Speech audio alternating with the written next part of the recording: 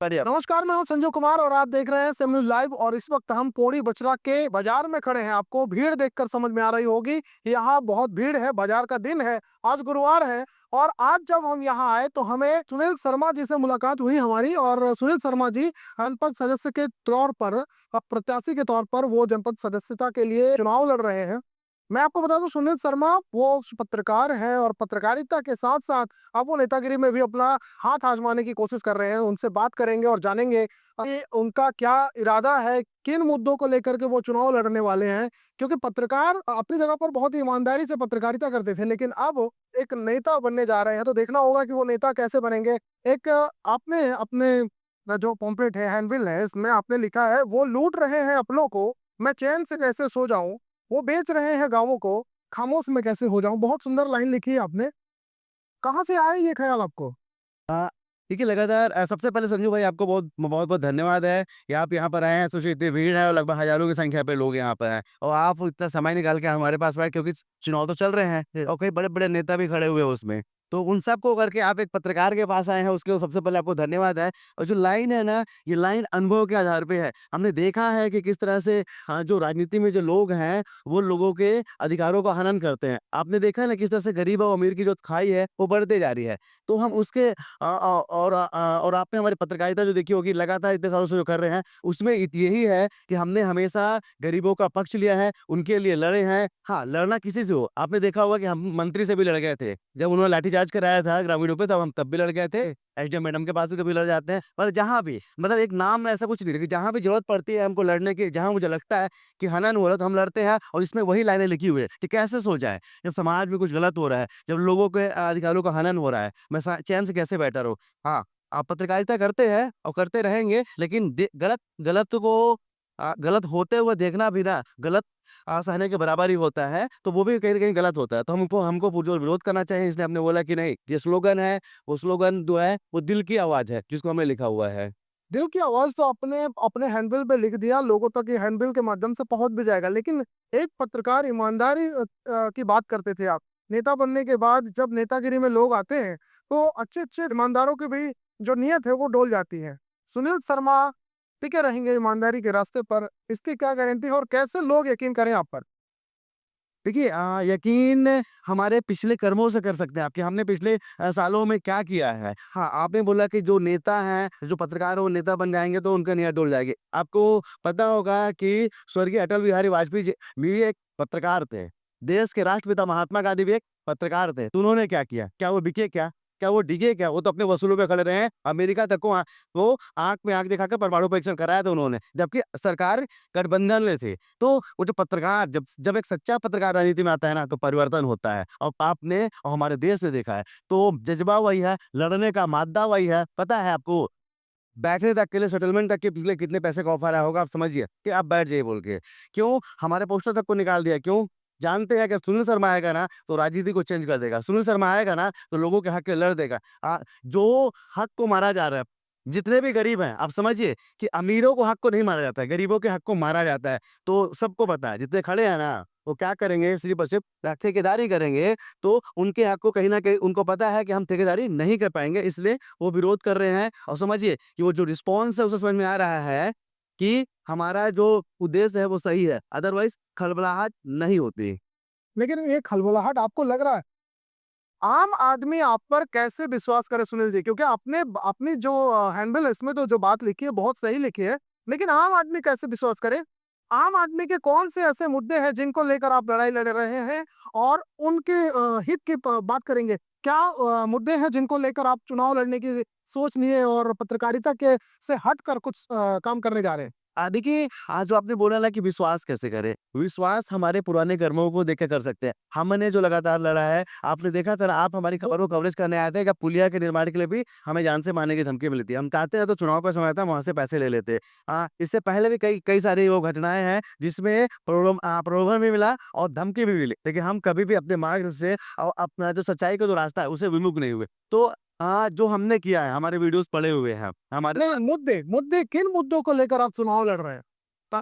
हाँ, मुद्दा ये है कि जो हक छीना जाता है, मुद्दा ये है कि जो भ्रष्टाचार होता है, मुद्दा ये है कि गरीबों की आवाज़ कोई नहीं उठाता है। जैसे समझिए कि मैं एक पत्रकार हूँ ना, तो मैं क्या कर सकता हूँ, अगर कोई सड़क खराब बन रही है, तो मैं उसका विरोध कर सकता हूँ। मैं बता सकता हूँ कि ये सड़क खराब है और ये ऐसी बननी चाहिए, हम उसको काम रुकवा सकते हैं और उसकी क्वालिटी उसको फिर से क्वालिटी के साथ बनवा सकते हैं। लेकिन समझिए, अगर किसी घर में सड़क नहीं बिछी हुई है, तो हम क्या करेंगे? हम तो जनप्रतिनिधि है ना, हमारे पास वो पावर नहीं है ना कि हम उसकी सड़क को बना सकें। किसी का अटल आवास अगर नहीं आ रहा है, तो हम क्या कर सकते हैं? कुछ नहीं कर सकते हैं। तो हम उस जगह पे जाएँगे, तो ये जो जो लोगों का जो हक मारा गया है, उनके पानी उनकी सड़क खा ली गई है, उनका पुलिया खा लिया गया है। अ, उनकी बिजली खा ली गई। पता है आपको, अभी हम जाते हैं कैंपेनिंग में देखते हैं कि मीटर नहीं लगे हैं, तब भी लोगों के 15 से 20 हज़ार के बिल पेंडिंग पड़े हैं, समझिए। अगर मीटर नहीं लगा तो बिल कैसे आ सकता है? ये सवाल कौन करेगा? क्या नेता करेंगे क्या? देखिएगा, जब ये 22 तारीख आएगी, 22 तारीख के बाद में ये जो ठेकेदार वाले नेता हैं, ये गायब हो जाएँगे और कहीं दिखाई नहीं देंगे। तो ये जो जो छोटे-छोटे मुद्दे हैं, समझिए, अगर कोई पटवारी घूस माँगता है, तो ये नेता आएँगे क्या? अगर कोई तहसीलदार पट्टे के लिए पैसा माँगते हैं इनसे, तो नेता आएँगे क्या? खाने में अगर कुछ गलत होता है, लोगों से घूस की डिमांड की जाती है, तो नेता आएँगे क्या? ये छोटे-छोटे मुद्दे हैं, लेकिन समझिए, हमारे देश के जो आर्थिक हालात है ना, वो उतने बेहतर नहीं है, समझिए। मैक्सिमम लोग गरीबी रेखा पे रहते हैं। हाँ, सरकार के हिसाब से जो महीने का ₹20 कमाता है ना, वो टॉप के 10% रहता है। नहीं पता कौन-सा सरकार है और कौन-सा ऐसा बता मतलब कि उनका जो नीति है, उनका जो चार्ट है, समझिए, ₹20,000 वाला आदमी कैसे टॉप 10 में पहुँच सकता है? बताइए, कितने खर्चे हैं? संभव है ₹20,000 लेके आप अपने परिवार का पालन कर सकते हैं? संभव बिल्कुल नहीं है। लेकिन सरकार के आंकड़ों के हिसाब से जो व्यक्ति ₹20,000 पाता है ना, वो टॉप 10 की श्रेणी में आता है। तो समझिए, ये हालात हैं। यहाँ तो 20,000 भी नसीब नहीं हो रहे। लेकिन समझिए, वो उनसे ₹5,000 की डिमांड कर दी जाती है पटवारी के द्वारा। 10,000 की डिमांड थाने में कर दी जाती है।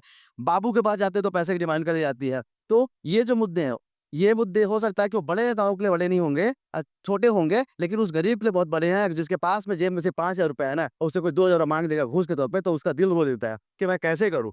मैं उनके लिए, उनके हक के लिए जो लड़ रहा हूँ ना, तो इस सिस्टम में बैठ के लड़ना चाहता हूँ और दिखा के दिखाऊँ। आपसे भी वादा कर रहे हैं हम। पता है कि जो घुसखोरी होती है ना, हमने खबर बनाई ना, एसडीओ के लिए बराबर बनाते हैं ना, इंजीनियर की खबर बनाते हैं ना, देखिएगा सुनील सलाह पहुँचेगा, तो वो जो घुसखोरी है ना, हम देखेंगे उस टेबल में बैठ के कि माँगो, और कैसे माँगते हो हमसे 18 से 20% कमीशन, हम दिखा देंगे। अगर एक बार भी ऐसे इंजीनियर, भ्रष्ट इंजीनियर जो है और जो भ्रष्ट ठेकेदार है, और भ्रष्ट जो एसडीओ है, मैं तो हमेशा ही बोलता हूँ कि भ्रष्ट हैं वो, तो माँग के दिखा देंगे। मैं वो घुसखोरी नहीं होने दूँगा। सिर्फ़ और सिर्फ़ आपके माध्यम से बोल रहा हूँ कि ठेकेदार का बच्चा ठेकेदारी नहीं करेगा, गरीब के बच्चे को मैं ठेकेदार बना के दिखाऊँगा और उसको अपने पैरों में खड़ा होके दिखाऊँगा। चैनल के माध्यम से आम जनता जो यहाँ पर आपके वोटर्स हैं, क्योंकि ये पौड़ी बचरा का बाजार है, यहाँ लगभग आपके पौड़ी बचरा तोलगा सकरिया के लोग ही यहाँ पर एकजुट है। क्या अपील करना चाहेंगे चैनल के माध्यम से? अ, अपील करना चाहूँगा कि जो पैसे बाँट रहे हैं लगातार ना, जो लगातार पैसे बाँट रहे हैं, उनका पैसा खा लीजिए। खा लीजिए उनका पैसा, क्योंकि उन्होंने आपका हक खाया है। अपने जेब से पैसे नहीं दे रहे हैं, समझिए, आप लगातार आपका शोषण किया गया है, लगातार आपके अधिकारों को हनन किया गया है और उसी पैसों को आपको लाके दे रहे हैं, तो खाइए। उनको दिखाइए कि उनकी उनकी लेवल क्या है, लेकिन हाँ, वोट सच्चे इंसान को दीजिए। हाँ, मैं ये नहीं कह रहा हूँ कि मुझे दीजिए। आप वोट देने से पहले एक बार अपनी आँखें बंद कीजिए और दिल से सोचिएगा कि कौन-सा व्यक्ति 22 तारीख के बाद, 23 को इलेक्शन है ना, तो 22 तारीख के बाद कौन-सा व्यक्ति आपके साथ फिर खड़ा रहेगा और कौन-सा व्यक्ति आपके हक से लड़ेगा, उस व्यक्ति को आप वोट दे दीजिएगा। चलिए, बहुत ही सुंदर अपील करने का बहुत ही अच्छा तरीका था। तो आपने सुना, आपको हमारी तरफ से बधाई तो नहीं दूँगा, लेकिन हमारी शुभकामनाएँ, हमारे चैनल की शुभकामनाएँ आपके साथ है। और जैसा कि जन समर्थन भी हमने देखा, काफ़ी लोग ईमानदार और जो कर्मठ और जुझारू की जो आप लोग बात करते हैं, इस तरह का जो प्रत्याशी होगा उसकी बात कर रहे हैं। लग रहा है कि कहीं न कहीं लोग आपको सपोर्ट कर रहे हैं। थैंक यू, बहुत-बहुत धन्यवाद रहेगा आपका। अच्छा, आपने में हमारे पोस्टर में एक चीज़ देखा है? हमने इसमें कहीं भी ईमानदार नहीं लिखा है। नहीं, आपने ईमानदार नहीं लिखा, बहुत से लोगों के हैंडबिल में लिखा रहता है ना। ये लिखा रहता है। देखिए, समझिए कि जब मेरा पोस्टर छप रहा था, तो मुझे लगा कि ईमानदार कैसे लिखा जाए? मैं बेईमानी करता हूँ। मैं लोगों के लिए बेईमानी करता हूँ। मैं जब कोई व्यक्ति ₹200 के जब उसका चालान काटा जाता है ना, तो मैं कानून से बेईमानी करता हूँ। क्योंकि मुझे पता है कि उस 200 की कीमत उस व्यक्ति के लिए कितनी है, तो मैं कानून से बेईमानी करता हूँ। मैं अपने जो जो संबंधित जो भी अधिकारी होते हैं, उनसे बोलता हूँ, सर छोड़ दीजिए ना सर, ₹200 उसके बहुत कीमती है। तो वो बेईमानी हुई ना, कानून के साथ तो बेईमानी हुई। तो हम बेईमानी करते हैं, इसलिए हमने अपने पोस्टर में ईमानदारी लिखा है। लेकिन मैं सोचता हूँ कि लोग किस मकसद मतलब कैसे ईमानदार लिख पाते होंगे। लेकिन चलिए आपने धन्यवाद दिया और आपने शुभकामनाएँ दी, उसके लिए बहुत-बहुत धन्यवाद है आपका और आप यहाँ पर आए, उसके लिए बहुत धन्यवाद और उम्मीद करेंगे और आपसे वादा करते हैं, आपके चैनल के थ्रू वादा करता हूँ मैं, कि जो हमारी प्राथमिकताएँ हैं, कि किसी भी तरह का करप्शन नहीं होने दूँगा मैं, पहली चीज़। दूसरी चीज़ कि जो भी मूलभूत सुविधाएँ हैं, आज जो जो यहाँ के जो नेता हैं, जो ठेकेदार हैं एक्चुअली, वो 22 तारीख के बाद गायब हो जाएँगे, लेकिन सुनील शर्मा 22 तारीख के बाद ही आएगा। और और जो हमने तीसरी बात जो बोली थी आपसे कि जो मकसद होता है किसी भी लोगों का ठेकेदार बनना मतलब कि क्यों उस पद में आता है, उसका मकसद होता है कि वो कहीं न कहीं ठेकेदारी करना चाहता है। तो मैं आपके चैनल के माध्यम से आपको वादा कर रहा हूँ और लोगों को भी वादा कर रहा हूँ कि जब सुनील शर्मा आएगा, तो ठेकेदारी वो नहीं करेगा, वो एक भी काम नहीं करेगा। ये आपसे वादा कर रहा हूँ। और दूसरी चीज़, कौन करेगा काम? गरीब का बच्चा काम करेगा, अमीर का बच्चा काम नहीं करेगा। जो जो डिज़र्व करता है ना, जिसका हक मारा गया है ना, वो काम करेगा। ठेकेदार का बच्चा ठेकेदारी नहीं करेगा। ये आपके माध्यम से प्रॉमिस कर रहा हूँ मैं आपको। अब हम थोड़े जन समर्थन की बात करते हैं। जन समर्थन में कुछ लोग इनके साथ हैं। ये तो साथ में है, ये इनके फ़ेवर की ही बात करेंगे, लेकिन यहाँ की जनता जो है, हम उनसे बात करेंगे। आप ग्रामीणों से बात करेंगे और जानेंगे कि आखिर किन मुद्दों पर ये लोग वोट करेंगे। आप बताइएगा, किन मुद्दों पर वोट करेंगे? जो आदमी आपको दारू मुर्गा देगा, उसको वोट देंगे कि नाली, सड़क बनाएगा, जो डबरी निर्माण कराएगा, उसको वोट देंगे आप? जो साफ-सफाई का ध्यान रखेगा, जी? जो साफ-सफाई का ध्यान रखेगा। जो साफ-सफाई का ध्यान रखेगा, उसको वोट देंगे। कोई प्रत्याशी है आपकी नज़र में ऐसा, जो अभी आप आपके क्षेत्र में ऐसा कोई प्रत्याशी का नाम बताइए? भैया मतर बेकार है दुई वो भैया वोट के बाद कही आपको मैं चलिए, ये प्रत्याशी का नाम ये नहीं बताना चाहते। यहाँ और भी लोग हैं, हम उनसे भी बात करते हैं। ये एक बच्चे को लेकर के अपने घर जा रहे हैं। विकास के मुद्दे पर वोट डालेंगे, शराब और जो शराब और मुर्गा खिलाएगा उसको वोट देंगे? मेरे मुर्गा खिलाएँगे उनको नहीं देंगे। विकास के मुद्दे पर वोट देंगे? नहीं, कहाँ से देंगे देंगे। देंगे ना? विकास करने वाले को देंगे ना? जी, जी। चलिए, बहुत से लोगों का कहना है, बहुत से लोगों का मानना है कि वो विकास के मुद्दे पर ही वोट करेंगे। अब देखना होगा कि आखिर विकास कौन करता है? किन मुद्दों पर यहाँ की जनता वोट करेगी? पौड़ी बचरा के ग्रामीणों से बात करते हैं। आप किन मुद्दों पर वोट करेंगे? जी, आप जिस वो व्यक्ति को वोट डालेंगे, आपके क्षेत्र में जनपद सदस्य के लिए, पंच के लिए, सरपंच के लिए बहुत से लोग चुनाव लड़ रहे हैं।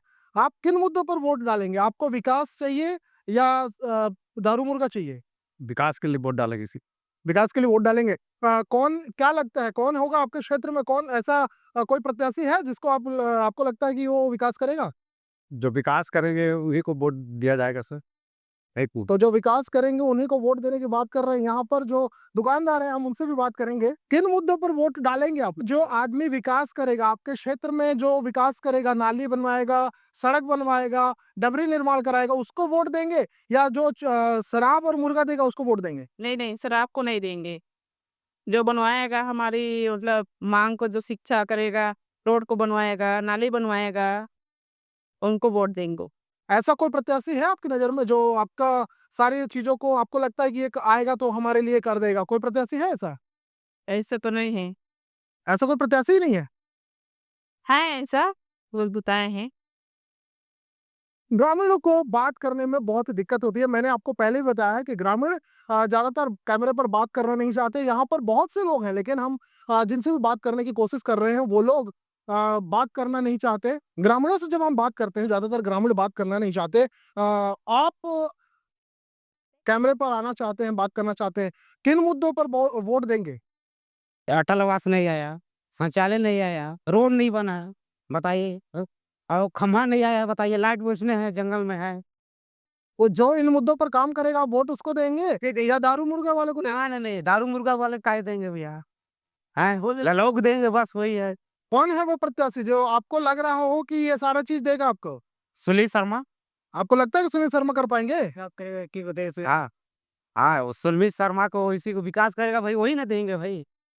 तो जैसा कि आपने देखा, सुनील शर्मा को भी यहाँ पर लोग पसंद कर रहे हैं। कुछ तो प्रत्याशी का नाम ही नहीं बता पा रहे थे, लेकिन सुनील शर्मा का नाम एक व्यक्ति ने ले लिया है। अब देखते हैं कि विकास अगर सुनील शर्मा जीत कर आते हैं तो किस तरह का विकास कर पाएँगे। आसपास में घट रही घटनाओं को जानने के लिए चैनल को सब्सक्राइब और खबर को लाइक करना ना भूलें। साथ ही कमेंट सेक्शन में जाकर अपने सुझाव हमारे साथ जरूर साझा करें।